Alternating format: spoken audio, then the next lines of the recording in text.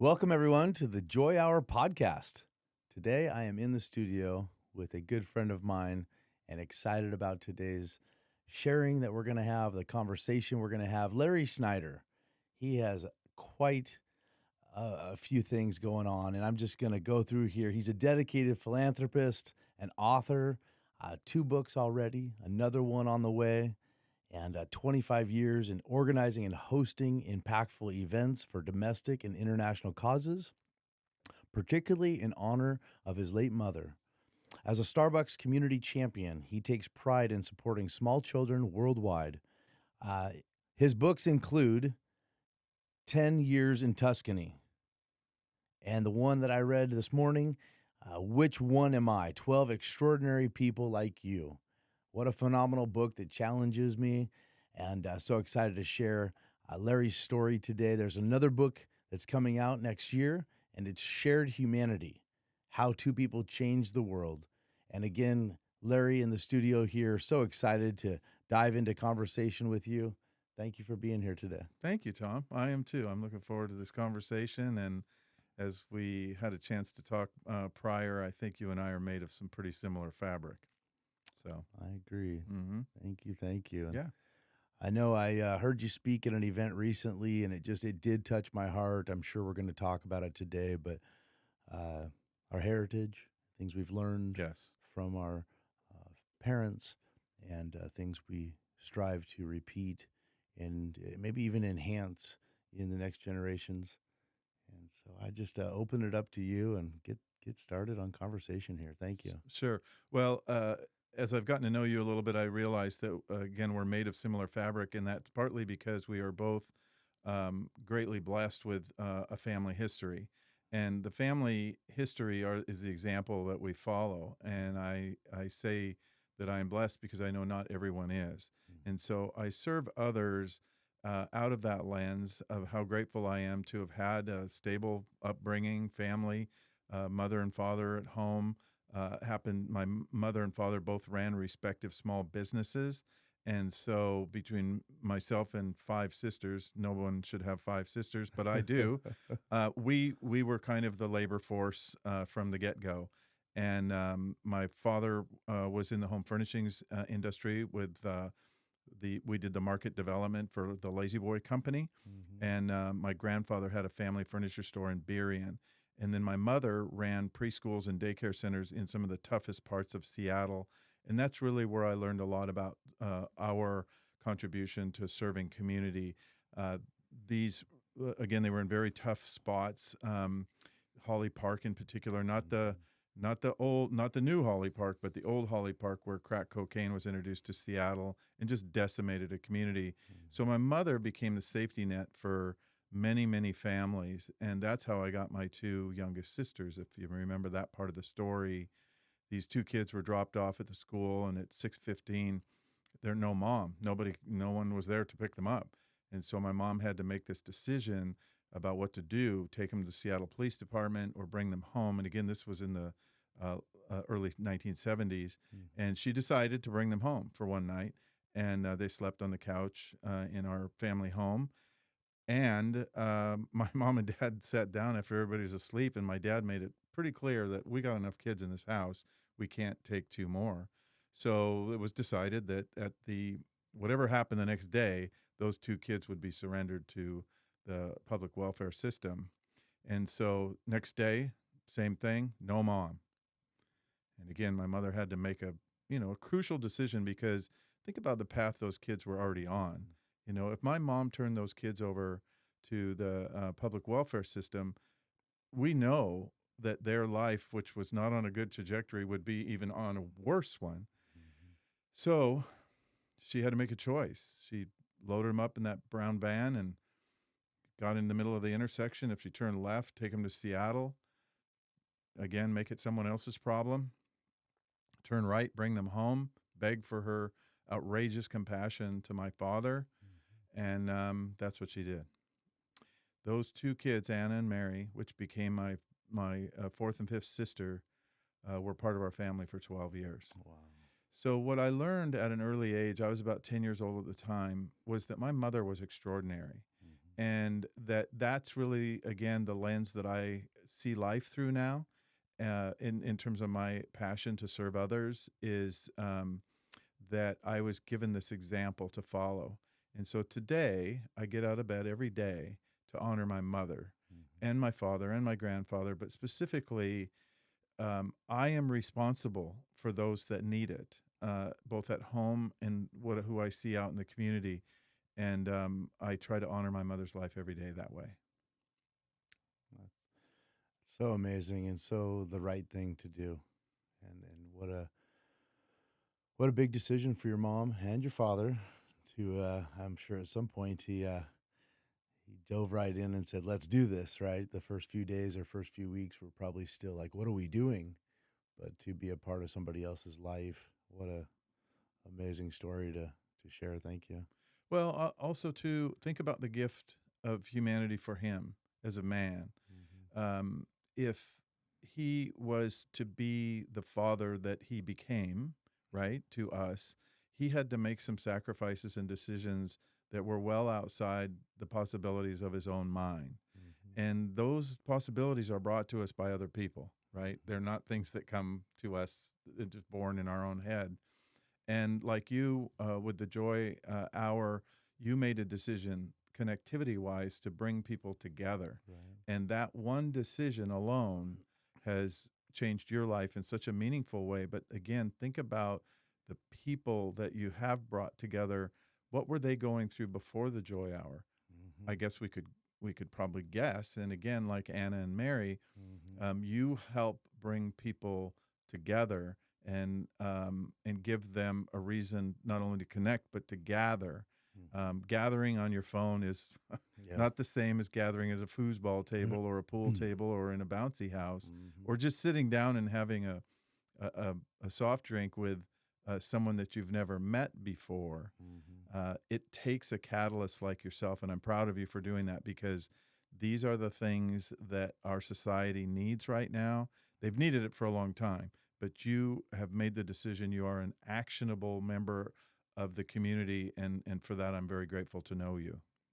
Well, thank you, Larry. And it's just a privilege or I walk away from a joy hour just thinking that shared humanity. Like people have asked, why do you do it? And I'm thinking, why don't I? Like, why wouldn't I? Like the benefits are so long lasting and they're so different than what I chased for many, many years. And I chased happiness. And Hmm. I did. I had happiness. But I think it's so important to come to that point of, what is joy? And joy, in my understanding of it, is when we put each other first in what we do. And giving of our time to each other is probably the biggest and sometimes the toughest decision. Giving of finances is one thing. It's easy to put $1 or put $100 in something and say, "Hey, I want to bless somebody," and that's important. Hmm. Things cost money, but when you really give time to others, when maybe it's not convenient, maybe it wasn't convenient to put two more people in the house. Maybe the house wasn't even designed. Maybe you had to even get a bigger van instead of a car because now you got more people, you got more food to buy. I mean, there's a lot of sacrifices that happen when you do give to others, but the blessings, I've never had more joy in my life than I've had the last 2 years. And all of these last 2 years, it just gets more each day. Yeah. That's the amazing thing. It didn't just start and stay there. It just keeps getting better and better. And the conversations and the phone calls and the meeting with people to continue to work in their lives together with them. And even, well, the background of AA, started with two men sharing their stories together, Yep. Bill and Bob, just talking about what they're going through. So Hmm. I wouldn't trade this for the world. And that's a good eye opener to, I'm sure, how your dad and your mom felt that they were the ones to be thankful for that opportunity. No question. And a lot of the community aspect came from my grandfather. Mhm. He started with less than nothing. He ran the Fall City sawmill, Okay. and one night it burned to the ground. And he had a wife and three kids in a little cabin on the raging river to feed and to house and to clothe and to get to school. Mhm. And at that time, this would be in the 1940s, the state provided 90 days support. So food, a little bit of money, That was it, though. 90 days, you're done. Got it? And Mhm. so he would make the trip to Renton, and across the street from the employment security office, that's what it was called at the time, there was a building being built. And he was curious, so he walked across the street and asked the construction guy, "What are you guys building?" And they said, "We're building a furniture store." And my grandfather said, "Well, who's the owner of this?" And they said, "His name is Mr. Israel." And so, is he here? And he said, "No, he's not here, but he's here regularly." So next week, Grandpa went back, had to go back to that office again to collect his support. Once again, went across the street, finally found Mr. Israel, said to Mr. Israel, "I would like to work at your furniture store and when it opens." And Mr. Israel said, "Well, do you have any experience in selling furniture?" And my grandpa said, "No, but I am going to be your best salesman, I'm telling you." And he said, "I'm sorry, I can't bring you on. You don't have any experience. Basically, go away." Mhm. Next week, Grandpa comes back, goes find Mr. Israel. Same thing, same answer. Grandpa goes home, comes back. Now he's got about 30 days. The store's about to open. And my grandpa said, "Look, I will work for you for free to prove to you that I can be the best salesperson on your staff if you give me a shot, and I will work for free for 30 days." My grandfather turned out to be not only his best salesperson, but his next business partner. He offered him a sweat equity deal to open the next store, which was in Berrien. And that's really how my family got in the home furnishings Wow. business. But more importantly, and kind of the point of why I'm telling you this story, what my grandpa realized was you can make more money, but you can't make more time. And that's to your point about giving time as almost a more important equity than money, Mhm. because you can give money one time, but you can give time all the time if you choose to. But you Mhm. cannot make more time. You have to use the time that you have. It's a finite resource. Money is not finite, Right. time is. So that was a number of lessons I learned from my grandfather and from his path. And I was blessed with the opportunity to start working in his store when I was about 8 years old. Worked in the back room unpacking furniture, and I got so good at that they let me wash the truck. I washed the truck, and then they let me vacuum, and then all of a sudden I became a multitasker. I could cut cardboard, unpack furniture, wash the truck, and vacuum all on one Saturday. And but again, what I learned from my grandfather was that building community is an investment in time, Mhm. not money. Yeah. And that uh, he and five other merchants, they built the city of Berrien into what it is, as a place to buy cars, furniture, Mhm. clothing, groceries, as an economic center. And if you weren't buying things in downtown Seattle, you were buying them in Berrien if you lived in the South End. And my grandfather and the other merchants were smart enough to see that Boeing was growing like crazy after World War II. And again, it became an economic powerhouse. And that was before South Center went in. And that's where we ended up in the home furnishings business with Mhm. my family, was down at South Center. So, That is awesome. You said something there about time, and these days with cell phones, and I've been guilty of this myself, but just too much time getting consumed in uh, the phone or electronics of any sort. And I think that's just something so dear to my heart as far as talking about it and trying to bring more awareness to all of our lives, including mine, to be more intentional with our time. I'm not really as tired as I think I am a lot of times. Maybe I'm more tired because I'm using my phone too right. much. But when you get out and you serve food to somebody in the community, you mop a floor, you make a pot of coffee, you clean up or set up for an event. I just encourage anybody listening. I'll just drop this in there. Find a local nonprofit wherever you live across the world. There's all kinds of opportunities, a church, a community event, and just get engaged with doing some service and volunteer work and find out that you're not the one going, that brought me so much joy. Mhm. And I didn't need to waste that extra hour or 2 hours on my phone or that weekend on my phone or the TV or computer. Just such a thing dear to my heart to talk about. But I know your grandfather and uh, all of our grandfathers and heritage, they grew up without phones. Imagine that. Mhm. Somehow they survived without the cell phone and the internet, and just how aware we need to be of that topic. But um, I know something I read in your book I wanted to touch on briefly, and I did pick up the trash on the way in today. Good man. Yes, I just had to read a few things there and apply them immediately. But I love that. It's just a great thing to do is never get to the point where we walk by an opportunity and say, "Oh, somebody else will take care of that." You got a second? Just pick up the trash. Just give somebody Be the that answer. extra hug, that extra Mhm. smile, that extra moment. Give them space if they cut you off in traffic, and get up earlier if we need more time to do these extra things in the morning. It really sets the tone for the whole day. But something in there is turning your life experience into life's work.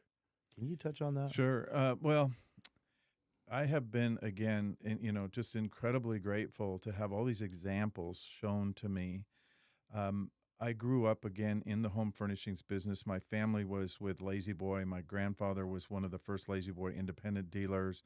And then Lazy Boy came to my family and said, "We want to open these stores around the country. And would you be responsible for the South Center store and then the store that," and I worked in each location for 6 years. So the second store was Tacoma, the third store was Linwood, and the last one was in Bellevue. And what I learned from this was that, yes, we have a physical location in a community. However, that community is the place that we serve others, right? Hmm. So the point of this is your work can actually be your service decisions as well. And for me, what happened was I saw my grandfather build a community, right? And then I saw my dad uh, take on this whole new idea of basically a regional market. And I was only 14 years old when we opened the first Lazy Boy store, so I was really young. I wasn't. I was in junior high school, and so what I saw that was that we had to work our tails off. My Hmm. dad used to say, "Okay, just remember, we only work on days that end with Y." And I'm 14 years old, and I'm thinking, okay, Monday ends with Y, Tuesday. Dad, that means we work 7 days a week, right? Yeah. And so that, first of all, it didn't make sense to me why anyone would work 7 days a week, but it was because we were building a thriving business. But I didn't know that. I was 14 years old, right? Hmm. But what I learned was that if a portion of those 7 day a week work weeks is given to the community, and I already had an example to follow, and that was my mother, right? Hmm. So what we did, what we really combined, and again, to answer your question directly, that's where I learned that your work can be your passion as well. Hmm. If you just allot your time a little bit differently. As you mentioned earlier, is give that hour or what, Hmm. 2 hours. We weren't quite that smart, so we would basically help my mother do her community work when we could. Hmm. Drive around and pick up clothes and glass at that time. Glass recycling was just getting started. And that's how my mom showed us. She went to all the restaurants in Berrien and Des Moines where we grew up and said, if you will just leave the boxes of glass outside, we will pick them up on whatever morning it was. And then we would take them all down. And you talk about a joy hour. We would throw glass bottles off the back of the van and listen to them break over and over again. And so, again, getting involved in the community was something that seemed to happen organically in my family, Hmm. but it's really where my joy comes from. And you and I spoke a little bit about my fascination with brain science and what I've one of the reasons why it's important for me to get involved in addiction recovery work directly, in other words, directly dealing with people in active addiction, is because I kind of understand through my passion of brain science how dopamine is fueling their need for whatever it is that they're addicted to. And so I have understood now that the reason why service work is so important to me, in addition to honoring my mother and my father and all the other great mentors that came around me, is because it gives me that shot of dopamine. Hmm. And I'm okay with that because again, it feels like I'm channeling myself in the area that benefits other people when I know for sure again that my brain's just really happy with Hmm. joy when I get a chance to serve. It's It's dear to my heart, and I've just really experienced it the last 2 years. Um, I feel like I'm just scratching the surface, though. It's just something you gotta find your opportunity to do it, and not doing it for the wrong reasons. There's times you see people in front of a camera doing a good deed, and you're like, were they really doing that, or were Mhm. they doing it because of the camera? But behind closed doors, when nobody's watching, or whenever you have that free Saturday that you can choose what you do, and you go and you love on someone, or you can call it minister to someone, or you're on the phone with someone. There's so many different ways to um, you work with another person and what they're going through. And a lot of times it's the listening, and a lot of times it's inconvenient to do it. But the rewards are just so, I never experienced them until recently, but they're so much now. What I could almost say I'm getting addicted to is the results of seeing that phone call was just the starting point. It's not that I can change anybody, but maybe that phone call started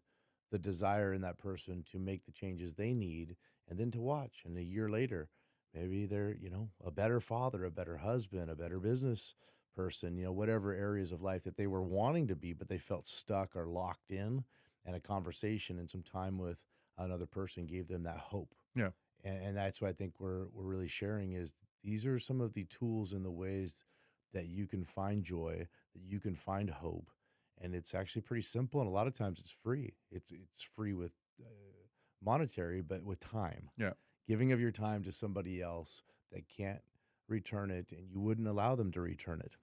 Right. Hold the door open for the old lady concept, but really doing it as a lifestyle. Sure. You could be selling furniture and ministering to somebody. No I could be question. building a house and ministering and loving on somebody at the same time, whether it's the client or the employee or anybody in my uh, bubble of the day, in my travels of the day. I can be the hope to a person at a restaurant anywhere I go if I'm intentional.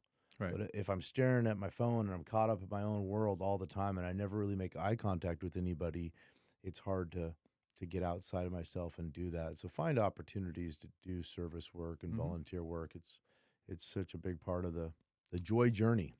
Well, and that's also why, um, so in 2005, Jill and I happened to be living in Tuscany.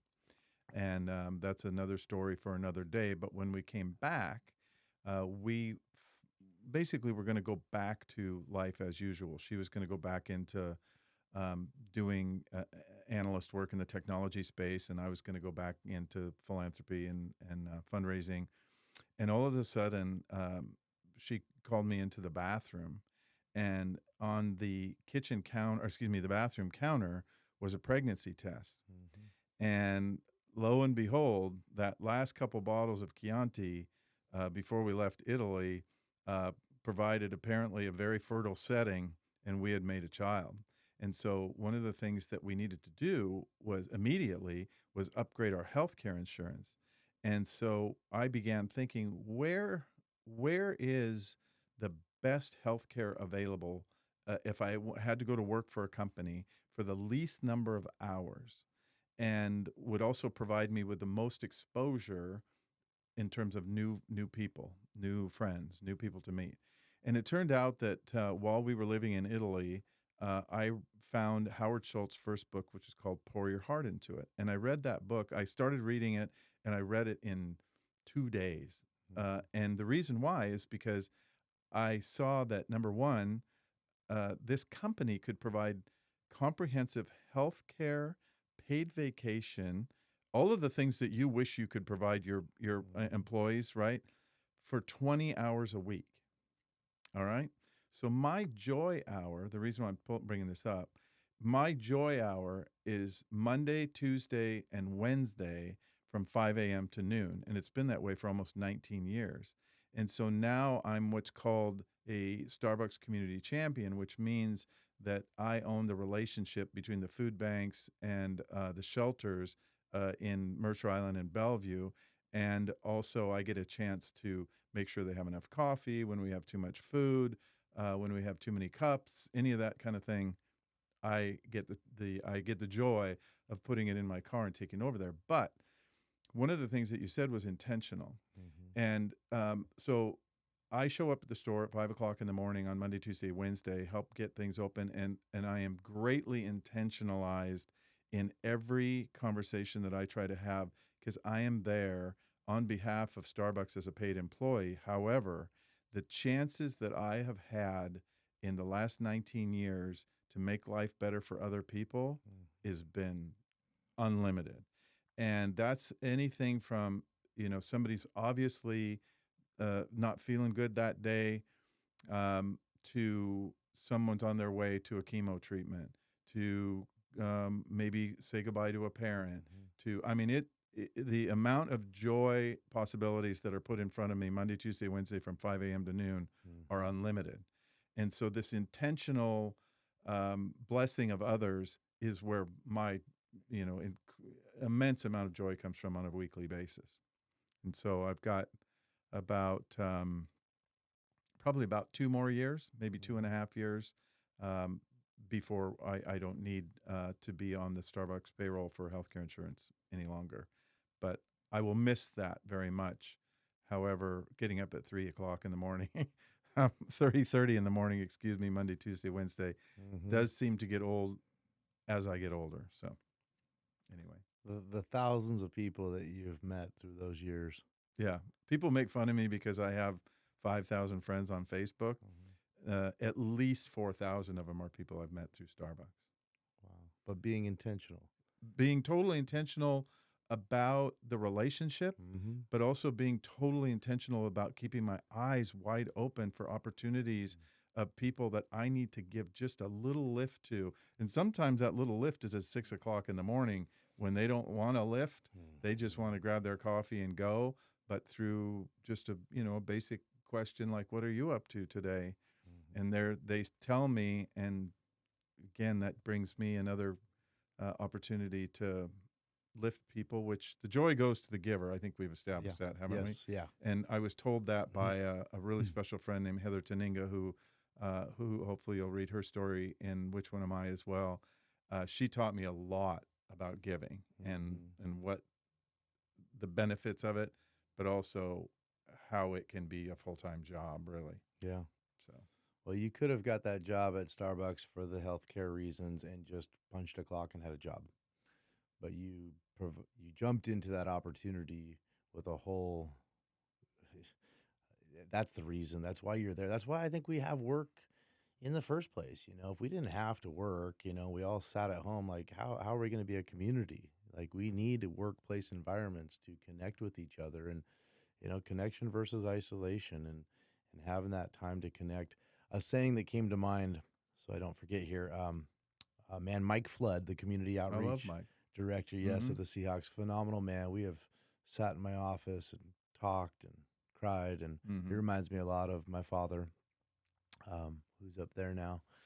Miss my dad, but there's been some men that have come into my life and really been at the right time, spoke a word that I needed to hear, and this was it. He said one day, he said, Tom, and he quoted it, I slept and I dreamt that life was joy. I woke and realized life is service. I acted, and behold, service is joy. Absolutely. And I think for so many young men, speaking for myself in my teens and 20s, yes, I had these big dreams of getting married, getting a house, and nothing wrong with any of that. But I guess I got a little too out of balance there on life is joy. And what does Tom want? And when I finally caught my balance and realized Tom wants joy, but how do I find joy? And then I acted and I served. And 20 years ago was another great time of my life. I was a youth leader for 5 years, working with teenagers every week, and that was a good period of life. Absolutely. And complete sobriety during those years. But when I got out of balance, I started making it more about what Tom wanted. Then alcohol came in, and I won't get into all that today, but I became a me guy instead of a you. Sure. And a friend of mine also, another saying I love, he says, when the arrows are pointed out, I'm doing really good. Oh, it's all good. But when all the arrows start pointing in, man, I hate that. I can get all caught up in all kinds of anxiety and Sure. depression and fear. And well, I think number one, the joy of giving is a learned behavior. It's not something we're born with. and you again have to have some examples to follow. Mhm. It's hard to create your own example. So some people didn't again have the blessing of in my family, and it sounds like in yours too, of two parents who understood not only their responsibility to their own family, but the Mhm. responsibility to the community.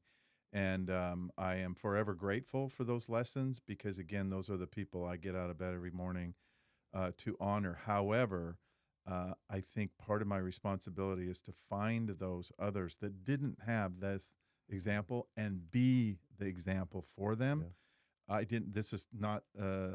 This again is not something I was born with. It's something that I learned, and the number one beneficiary of that is my daughter, because she hopefully sees that her father and her mother are being responsible to the community, including the family as a community. Mhm. And so I'm confident that my own daughter and your children will be as well, will see where they came from. They may not respond to it right away, but when push comes to shove, they'll know where they came from. And Mhm. that's super important to me. I don't have to tell my daughter what I'm doing. She knows that how we live to honor grandma and grandpa. We live to honor ourselves, the community.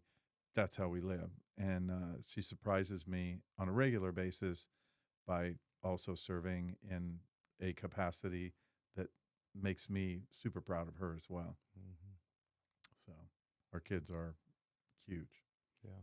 So, And having environments to do service work together, I think that's a very important thing our communities need, is hey, it's time to set up, it's hmm time to clean up. And well, I don't want to. Well, you know what? it's got to get done. A lot of times you don't hmm want to do a lot of things, Right. but when you lay your head down at night and go, that was that was worthwhile. hmm And then of course, whenever in our cases, that opportunity presents itself where somebody calls and says, "Hey, can we talk? Yep. There's something unique about you, Larry. There's something different. And can I ask you some questions?" And that's when it gets even deeper and we're really are changing lives. I believe God intended for humans to stay connected to Him, but also to each other and to support each other through failures, No question. mistakes, hmm successes, and not have a comparison in our lives, but a complementary support for each other. I mean, to make this world go round, we need employers and we need employees. No question. We need landlords and tenants, and there's no right or wrong with either one of those. hmm I happen to have a house, but a lot of times I wish I could just rent the house because it's a lot of stinking work. Absolutely. Yeah. But the grass is always greener too, And so we just, I think, need to live our lives and be thankful for them. And that spirit of gratitude is so important. I look down sometimes at my legs when I'm having a rough day and I'm like, hold on. I got both of my feet on the ground and both legs. There's people with no legs. hmm And I'll never forget, there was a man that got in the wheelchair or got in the elevator in a wheelchair. And I looked over and kind of gave him a smile. And he had a bigger one than me. He had more. And he's like, "How are you doing? Good hmm morning to you." And I thought, he has no legs. He Like, has no what's legs, he? but So, he has today, and today is right. the same day for him as it is for you, and he's chosen to celebrate that day. Yeah. I through philanthropy and event support, provide fundraising support to a number of military related organizations, including one that puts together. It's called American Hero Adventures. It's Mm-hmm. the name of the organization, and Captain Troy was blown up in Kandahar, and it took him a couple years to put him back together. It's an absolute Humpty Dumpty story. I've heard about this. Yeah. And so, what Troy, his number one concern when he was getting put back together is, how am I going to go on fishing trips and hunting trips? That was his joy in life. That's Mhm. what made all the work worthwhile. And so he started thinking about, well, there's all these adaptive ideas of ways to take people without an arm or take people without a leg and give them the same opportunity. So he founded American Hero Mhm. Adventures with the whole idea of taking these people on trips of a lifetime all over the world for hunting and fishing. And so that's what their event in particular, which is held in Eugene, does is it raises hundreds of thousands of dollars to take injured in the line of duty military, EMS, federal agents, and any other, again, federal employees who are injured in the line of duty uh, on these trips all over the world. And I am incredibly benevolent to anyone that wears the uniform because I did not. My father did, but I did not. And I will do anything to stand. I will do absolutely anything to help organizations that that keep the bad guy off of my street. I love that. One of the groups that has supported us through the last 2 years, and I just love everything they do, is Mission Outdoors. And they their slogan, hope grows outdoors. And so they take veterans and active military, fishing, clam digging, hiking, camping, skiing, but just an amazing group right here in Washington. What's it called again? Mission Outdoors. Mission Outdoors. Yep. Ryan Elwell, about 10 years ago, he took a couple men fishing with him and had a great time. And I guess a week later, the phone rang from both of them, and basically the same exact thing was said, and that is because of that trip, I'm taking suicide off the table. Good. And Ryan just said, boom, from that moment on, he said, if I do a hobby, I'm taking as many as I can afford to take with me. Absolutely. And so he's just year after year, him and his whole team have continued to plan events. And so the cool thing was a year and a half or so ago, he came to Joy Hour and he pulled me aside and he said, hey, can we bring the food? This is really awesome. What's that? I said, well, thank you. Hello, yeah. We're doing pizzas Right, and yeah. hot dogs and stuff. And he came in with this 20-foot long trailer and barbecue, just delicious and great. And it wasn't just the food, it was the preparation and the way they served it. But he and I have collaborated quite a bit in the last year and a half on what he says is that it's an environment where everything is just, it's normalized. Like there's not like, hey, there's a veteran here, let's take pictures of them, or hey, let's make it about the wrong reason, or let's idolize or promote Sure. somebody in the wrong context. Hey, there's no gimmicks. It's we have some food and we have a building and we have this moment, this day, to say, how are you doing? And if we find out that they are or we're in the service, it's a hey, thank you. Absolutely. Sincerely, because you did same thing. I myself, I never served, but those sacrifices, those are the real celebrities. No question. And people, I feel we should put more focus on. I mean, all men are created equal. Don't get me wrong, but the extra attention that goes to a person that plays sports. That bothers me compared to the attention that doesn't go to the men and women that gave their life for our freedom. And so any veterans and military organizations, police officers, fire, I highly support all of those and want to continue to do more. But yeah, he just said it feels like a rest stop. He said a lot of their events are like the events, and he said, but Joy Hour is a rest stop for them just to feel loved and feel connected. But it really does come to that. I think back to the shared humanity. We spoke a little bit earlier about that, but if you could elaborate a little bit more. And when is the book coming out? 2/25/25. Okay. Okay. 2/25. And this is all very intentional. Okay. So shared humanity, how two people change the world, is a little bit similar to Which One Am I? Which One Am I is a book I wrote for my mother. But while I was writing it, I realized, I know some extraordinary people like my mother. I wonder if they will let me tell their story too. And so that's how Which One Am I, the format of the book came together, was here's my mother's story, which is the epilogue of the book. But the first 12 stories are about people that I've met throughout my life who, in my opinion and in my view, are incredibly extraordinary. But in their mind, they're ordinary people. And a couple of examples.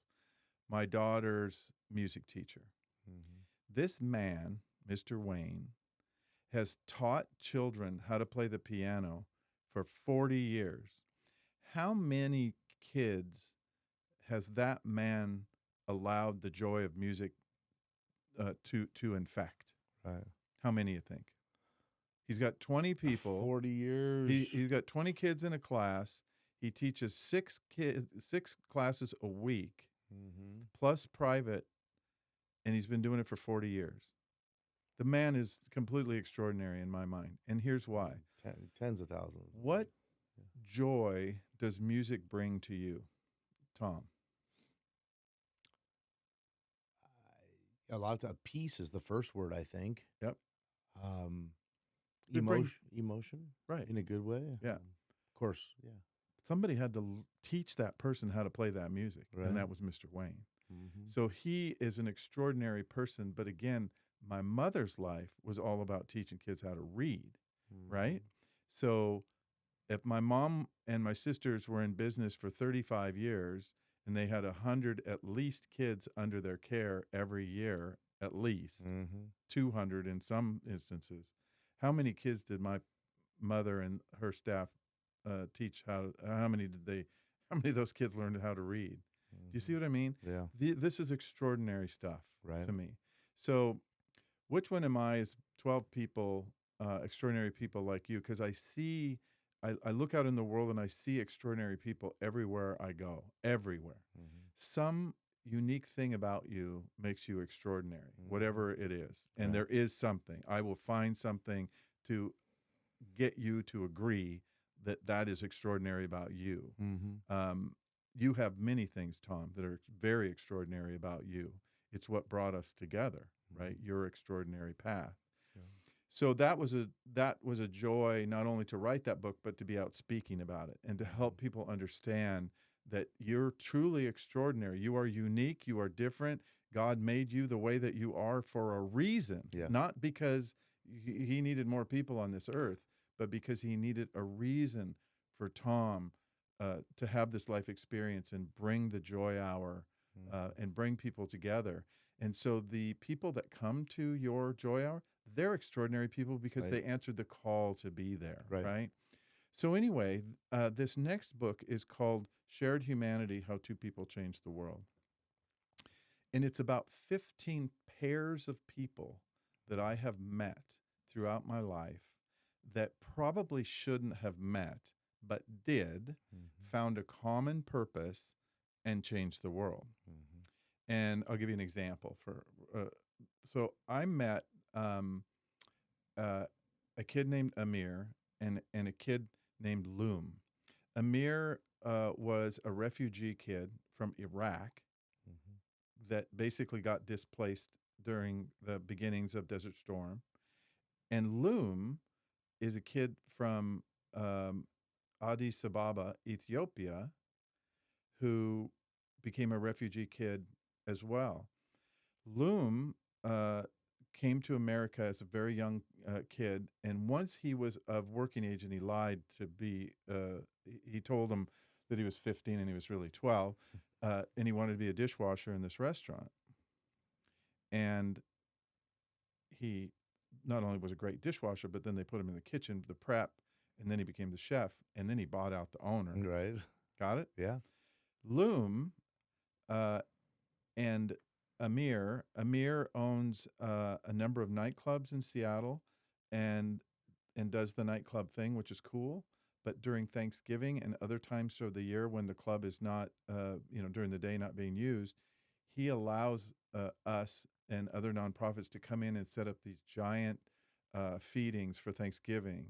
And he's also attracted several sports celebrities, the Blanket Coverage Foundation, which is Richard Sherman's foundation, the Beast Mode Foundation, you know who that is, to come and give away their stuff. Right. So, but guess who cooks for all this?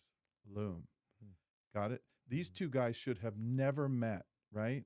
But they did, and they are changing the world, not just for the people that come and eat, but all the people that get to come and serve and be part of it. And those two should, like I said, they should have never met. So Shared Humanity, How Two People Change the World, is about stories like Loom and Amir. And the symbol of shared humanity, I would like to give you the symbol today. I brought one for you. Okay. The symbol of shared humanity is the $2 bill. The $2 bill is rare. Do you agree? I do. And Yes. so are you. You are rare. Yes. And so I want to give you this, and I want you to fold it in 3 parts. I'll just do it for you, okay? Mm-hmm. I'm going to fold it in 3 parts. One is for you. One is for the person that's waiting to meet you to change the world. And one fold is because that's your shared humanity. And I'm asking you to put this in your wallet and never spend it while I'm still alive. Do you know how many $2 bills I've given away in my life? Hundreds.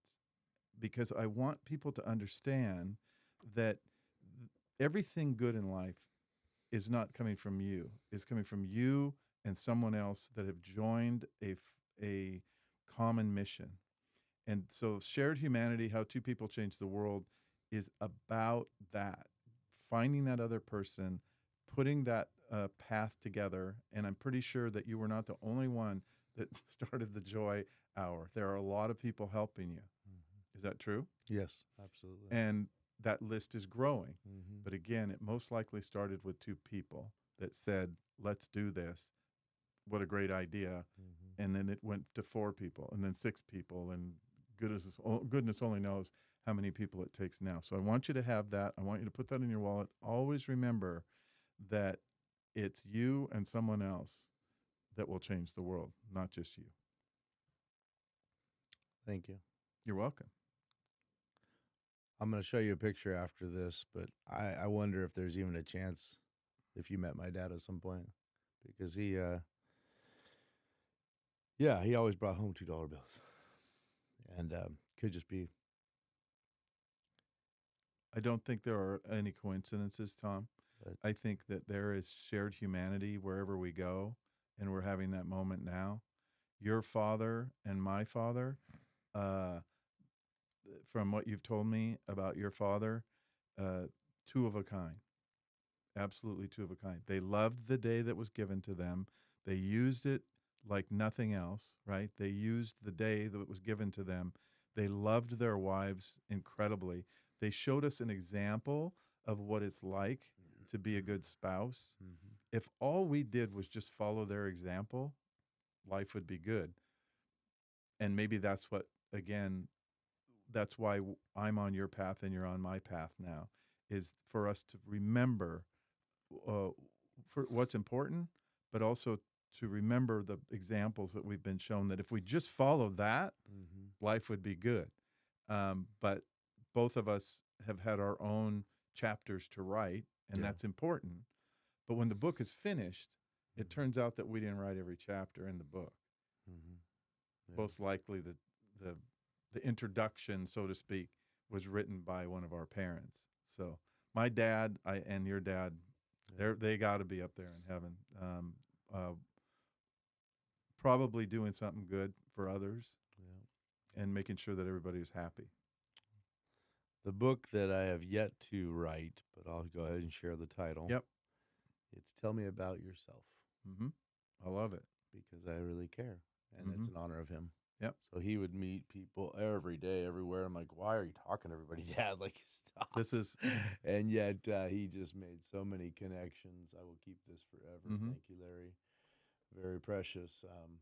Shared humanity. And I think being intentional, and so much of that comes around to loving your neighbor Yep. as yourself. And I think my struggle for so many years personally was I didn't love myself. I was very angry at myself for lack of discipline, very angry at myself for not being scheduled, not budgeting, not being in shape, not following through with my word. So I think so many of the things I've discovered the last 2 years in self-development or self-work has been, how do I love self-discovery. self-discovery? Yeah. How do I love myself for who I am right now? And, if I'm not in the shape that I tell myself I should be, or my bank account's not what I think it should be, or whatever, it is what it is. Accepting life for today, this moment, saying, yeah, I'm going to improve. I'm working on improving, but I'm not perfect by any means. And I don't know if we ever really get perfect, whatever that might be, or normal. but progress, not perfection. And so much of that is going through my mind with my dad. I mean, he had his issues, he had his mistakes, of course, we all do. But overall, he was at the dinner table with my mom Hmm. every night.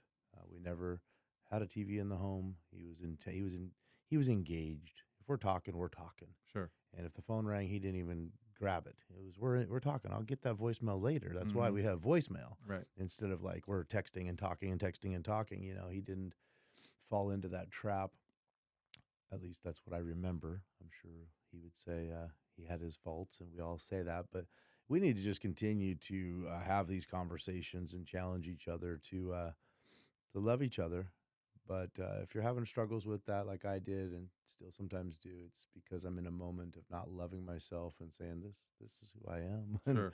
and being okay with that. But then we can truly have the bandwidth. We talk a lot about I don't have the time, I don't have the energy, I don't have the bandwidth. Well, why not?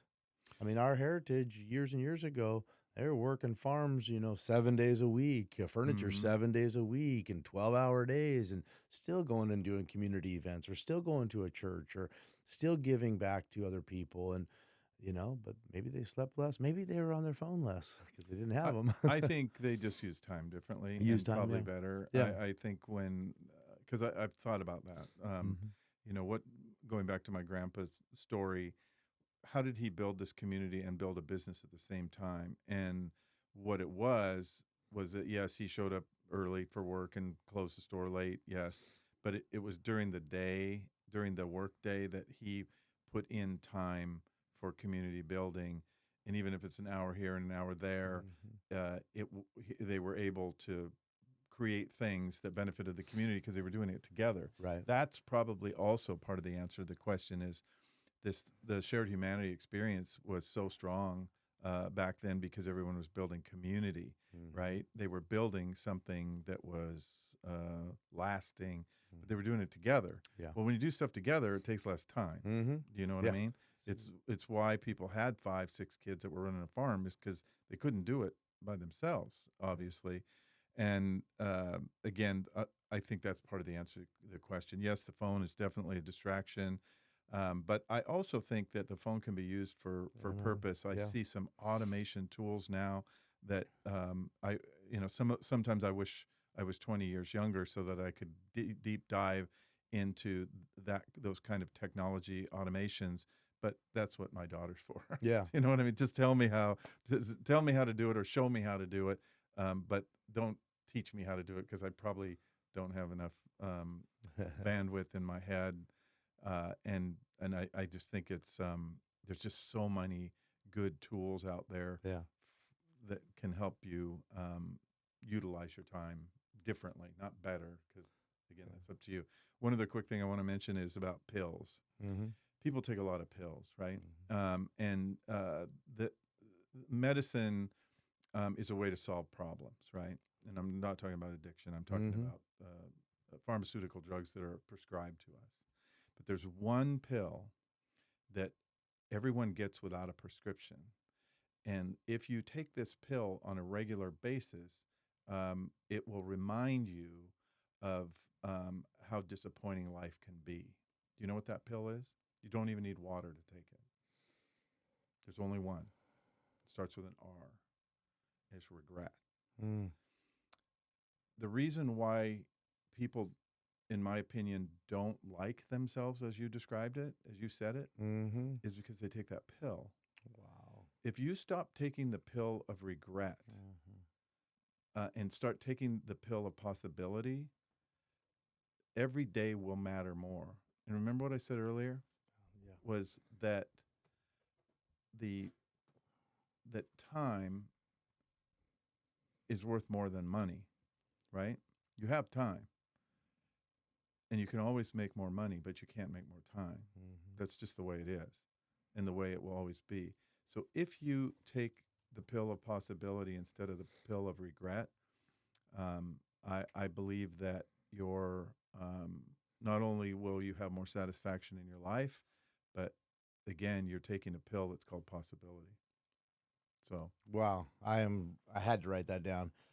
Going through my mind right now is, write that book, Tom. Like, stop thinking and talking about it and Mhm. just do it. Or ask people like me to help you. Yeah.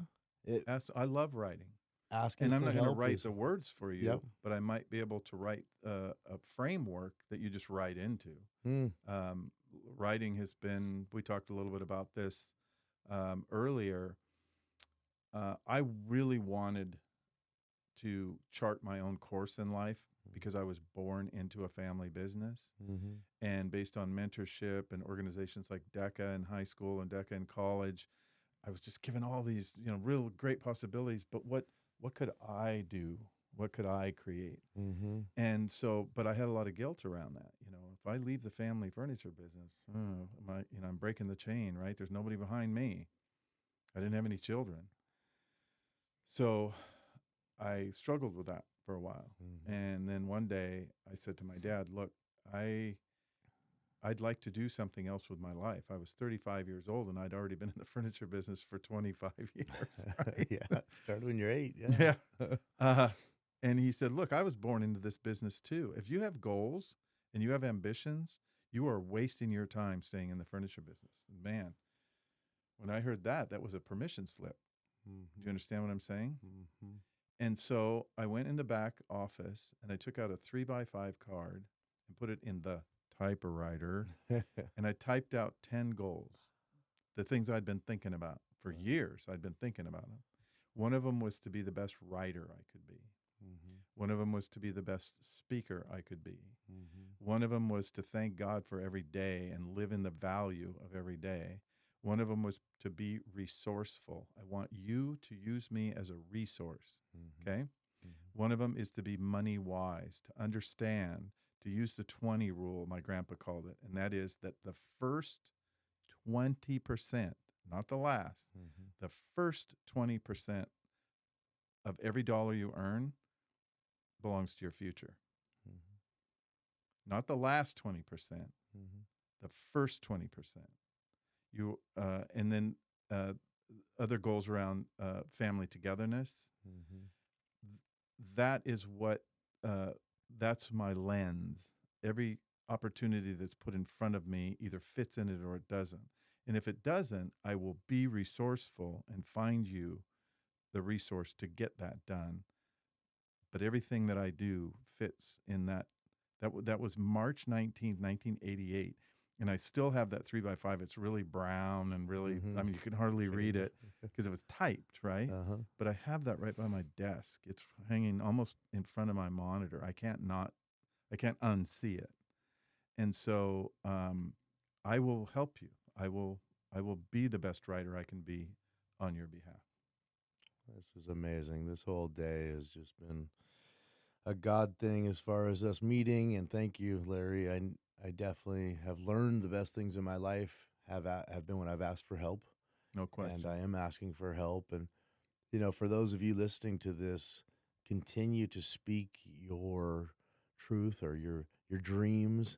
When you were a child, when I was a child, we had dreams of doing certain things. And maybe through the pressures of bills and life and career path that we chose, we feel stuck. We feel like we can't change. But at 35, you made some pretty big decisions. I'm making some pretty big decisions right now. Mm-hmm. My dad was buried with 2 things: a Bible and a framing axe. We never used claw hammers with framing axes. It's Mm-hmm. just how we grew up. And so, very special and dear to my heart. His tombstone has the construction company name on it. That's great.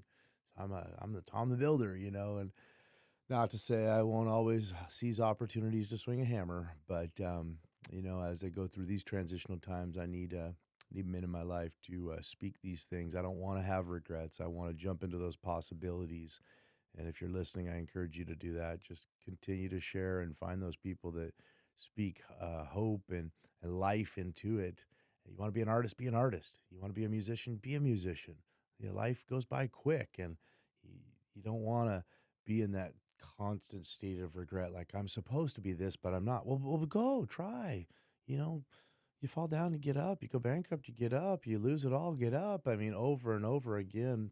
It's better to do that than to be 50, 60, 70, 80 years old going, yeah, I always wanted to do that, but I never did. And I think that regret turns into anger, internal anger, but then we point it outwards. And that's why that's why I've seen, that's why I did, road rage and anger towards people, hostile conversations, emails, text messages would come out of me because I was angry at other people because they had a problem.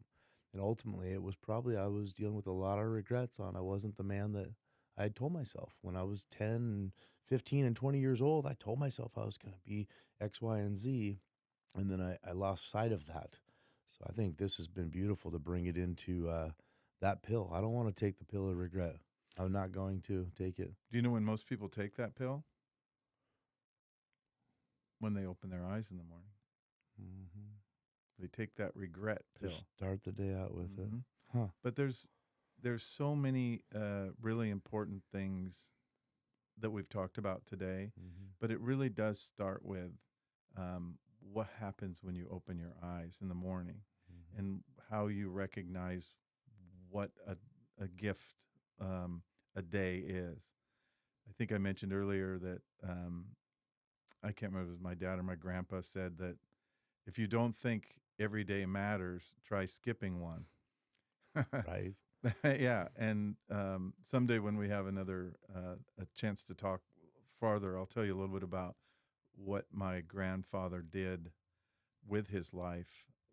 Believe it or not, his greatest accomplishment was not his business. Mm-hmm. What was it? My grandfather in the 1960s was had a debilitating condition called angina. It's the nerves inside your arteries of your heart. And he raised his hand to be a trial patient for coronary bypass surgery. This idea that a doctor, there were 3 doctors around the country, this idea that if you took veins out of your legs, good healthy veins, and grafted them with the ones in your, replace them with the ones in your heart, that there was a chance that it would give you a new lease on life and you wouldn't have this angina. But also calcification is really called arterial sclerosis. That's the formation of calcium inside your arteries. My grandpa raised his hand to be one of those guinea pigs. So his contribution to medical science and the 36 others fundamentally changed life for millions of people around the world, not just in the United States, because open heart surgery now is done with a robot.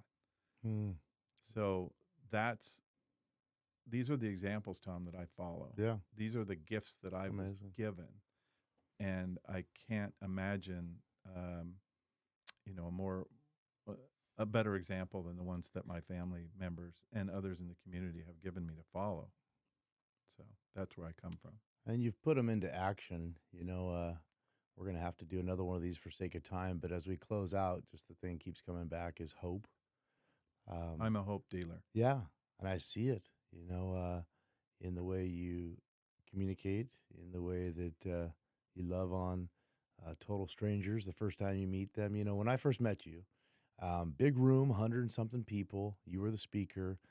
And I thought, a lot of people are talking and I'll probably see him again, and almost was going to leave and run off to work and everything. I was like, no, I got to say something. I'm so glad I did. But no matter who you were talking to, what I noticed was you were engaged and you made that person feel special and important. And that's so, so important. I know you'll never change. Just keep on doing that, but be that hope dealer in this world where we all need it. I might look great and have my mask on like everything's fine, and you never know, though, that hope that's shared from one human to another might be the hope that really saved and changed and encouraged a life. So be that hope dealer. That's who I am. Doing it. Yep. I will keep being that for you and for anyone else that I perceive needs it, myself included. I appreciate it. And just real quick, any way that someone could look you up as far as Sure. the Yeah. things that you I have a website, larryjsnyder.com. That's pretty much where I put everything. I do love connecting on LinkedIn and Facebook. I'm trying to learn Instagram, Yeah, but me I too. keep getting caught up on the singing cat videos, and so I'm pretty sure that Instagram's not for me. But again, my daughter thinks I should be on TikTok. I Yeah. said no way. Yeah, one more thing No, to I don't need. Again, I don't want to have to compete with the wiener dogs and that kind of stuff. I can't compete with that. There's no way. Oh But my. thank you very much for this time together and for allowing me to come into your life and be on your path. Again, as I said earlier, you and I are made of very similar fabric, and I want to do anything I can to, especially for the Joy Hour, to take it to the level that you want. You just need to tell me how. I appreciate that, Larry. And audience, we're going to close out here. Thank you for being a part of the Joy Hour podcast. I encourage you, find somebody in your community. If they're not living locally and you can have face-to-face connection like this, then yes, use Zoom, use FaceTime, use whatever you can, but reach for and find those people in your life that when you talk and you meet with them, you always feel uplifted, encouraged, challenged, and also find accountability partners. That's important in life to keep us on track and engaged. But I love you all and thank you for listening, watching. Feel free to share and subscribe and all of that for the Joy Hour podcast. And thank you, Larry, again for being in here today. Amen. Thank All right. you. Take care. Thank you so much for watching today's episode on the Joy Hour podcast. Don't forget to check out some of our other episodes for more powerful discussions. Want to keep up with new episodes? Be sure to subscribe. And as always, we'd appreciate it if you like, share, and comment your favorite part of this episode right down below.